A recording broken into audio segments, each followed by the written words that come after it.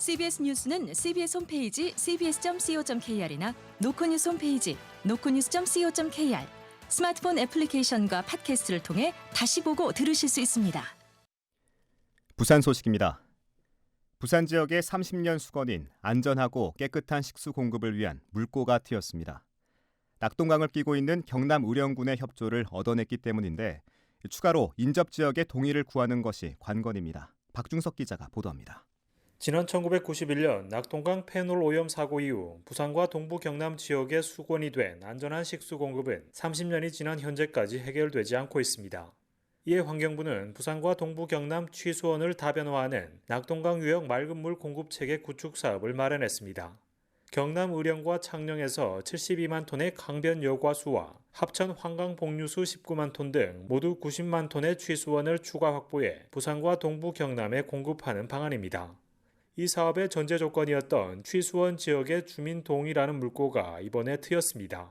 부산시는 지난 12일 의령군과 낙동강 유역 맑은물 공급체계 구축을 위한 상생협약을 맺고 상호 협조하기로 했습니다. 부산시 관계자입니다. 국책 사업인 취수원 다변화 사업이 성공적인 추진을 위한 하나의 첫 단초를 끼웠다는 데 큰 의미가 있겠고요. 의령군은 취수원 확보에 협조하고 부산시는 상생지원금 지원과 함께 의령에서 나는 농산물을 구매해 주기로 했습니다. 하지만 아직 풀어야 할 과제가 산적해 있습니다. 창녕과 합천 등 3개 지역의 주민 동의가 모두 이루어져야 사업이 본격화하는데 나머지 2곳은 사업에 반대하는 주민대책위가 구성되어 있는 등 반발 여론이 만만치 않기 때문입니다. 시는 환경부는 물론 해당 지역 재부 향후회 등과 협조해 주민 동의를 구하고 행정 절차를 진행한다는 계획입니다. 이어 오는 2026년 착공에 들어가 2028년부터 새로운 물공급 체계를 가동한다는 목표여서 그 결과에 관심이 쏠립니다. CBS 뉴스 박중석입니다. 부산 강서구가 수년간 공무직 환경미화원을 채용하지 않고 간접 고용 형태로 노동을 외주화하고 있습니다. 구청은 인건비를 줄여 구정 효율을 높인다는 입장이지만 간접 고용이 노동 환경을 악화하는 만큼 시대에 역행한다는 지적도 나옵니다. 보도에 정혜린 기자입니다. 부산 강서구에 따르면 현재 구에 소속된 공무직 환경미화원은 단 7명뿐입니다. 지역 전체에는 환경미화원이 모두 31명 필요하지만 현재 충원율은 22%에 불과한 상황. 강서구청은 9년 전부터 공무직 미화원을 1명도 채용하지 않으면서 미화원 수를 줄였고 2015년 17명이던 미화원은 현재 7명으로 줄었습니다. 강서구청은 미화 업무를 용역업체에 맡기고 있어 절대적인 미화원 숫자가 줄어든 것은 아니라고 설명합니다. 민간업체 소속 미화원이 지역 내 간선도로와 아파트 밀집 지역 등을 담당하고 있고 이 같은 외주화 방식이 효율적이라는 겁니다. 강서구청 관계자입니다. 환경관리원을 채용하지 않고 민간으로 위탁하는 게 업무 처리상 훨씬 더 효율적이고 해서. 그러나 강서구청의 이러한 움직임에 지자체가 노동자 처우와 노동환경 악화에 되려 앞장서고 있다는 비판이 이어집니다. 특히 현장에서 근무하는 환경미화원의 경우 지자체의 관리에서 벗어난 노동환경에서 안전사고 위험은 커질 수밖에 없다는 지적입니다. 용역업체 소속 노동자와 공무직과의 임금 격차가 나는 경우도 많아 동일 노동에도 임금과 복지 혜택, 안정성 측면에서도 차별이 생기는 실정입니다. 부산시 공무직 노조도 지자체의 용역화의 거색에 반발하며 직접 고용을 통해 안전과 처우를 책임지라고 목소리를 높이고 있습니다. CBS 뉴스 정혜린입니다. 부산상공회의소 제25대 양재생 회장과 새로운 의원부가 공식 출범하며 부산경제도약의 의지를 다졌습니다. 양재생호는 대기업 유치와 산업은행 부산 이전 등 부산 경제 현안에 적극 나서고 사회공헌 차원에서 물 문제 해결에도 총력을 기울인다는 방침입니다. 김혜경 기자입니다. 부산상공회의소는 오늘 오후 롯데호텔에서 제25대 의원부 출범식과 양재생 신임 회장 취임식을 열었습니다. 이 자리에는 지역 주요 인사와 총선 당선자 등 천여 명이 참석한 가운데 부산 경제를 대표하는 새로운 얼굴들을 축하했습니다.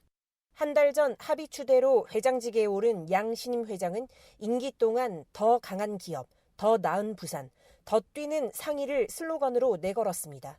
글로벌 물류 기업을 키워오면서 얻은 경험을 바탕으로 대기업 유치와 스타트업 생태계 활성화, 기업 어려움 해소에 집중하겠다고 했습니다. 특히 산업은행 본사 부산 이전과 가덕 신공항 조기 개항, 복합 리조트 건설 등은 부산시와 정치권과 보조를 맞춰 추진에 속도를 내겠다고 강조했습니다.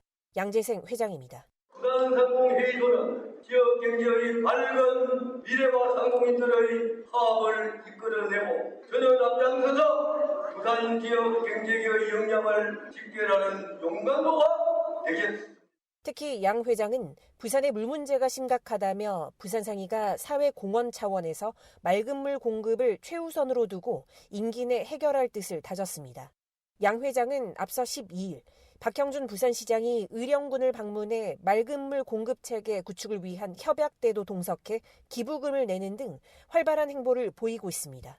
또 25대 의원부는 회장단 절반 이상이 교체되고 기업인 2세가 대거 등판하는 등 변화를 예고했습니다. 부산상의는 양 회장이 중점적으로 추진하려는 사업을 속도감 있게 진행하기 위해 현장에 초점을 맞춘 조직 개편을 곧 단행할 방침입니다. CBS 뉴스 김혜경입니다.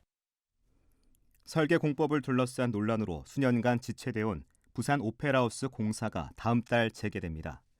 부산시는 오페라하우스 공법 선정에 따른 재설계를 완료하고 다음 달 2일 공사를 재개한다고 밝혔습니다.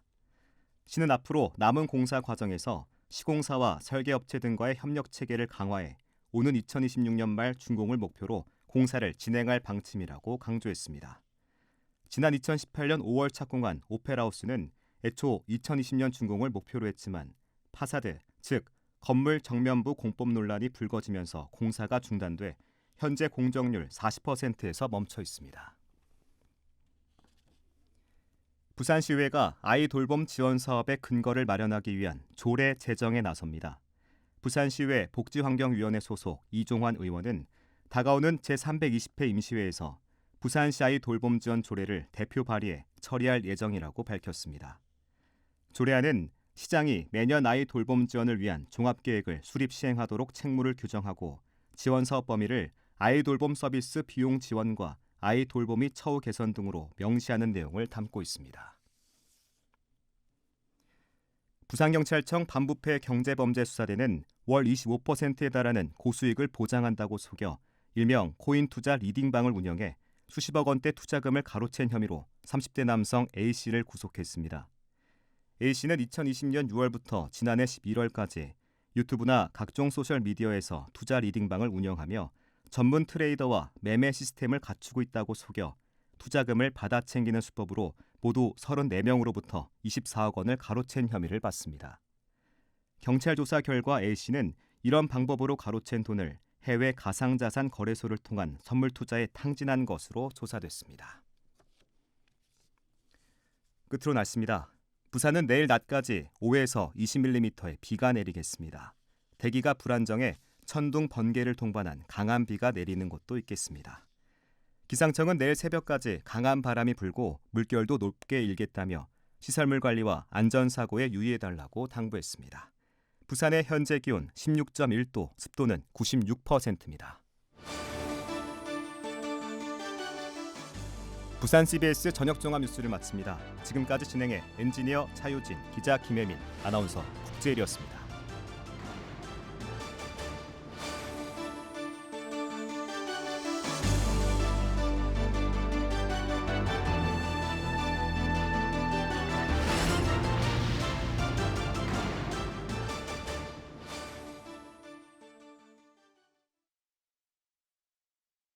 CBS